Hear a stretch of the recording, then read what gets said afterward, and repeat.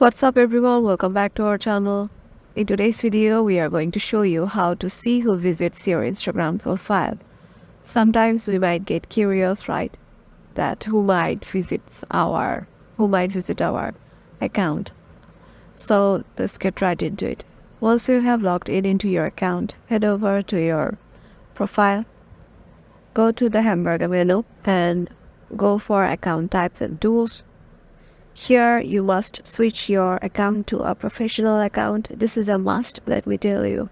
This is the foremost thing so that you can know who just visits your account frequently, or there sort of other things that you can know from it. So all you need to do is switch to professional account mode, and once you do it, you will get insights from Instagram automatically, and thus you can know who just visits your account or Instagram profile. That's it. Hope this video will help you out. Make sure to give it a thumbs up and subscribe to our channel, and we will see you in the next one.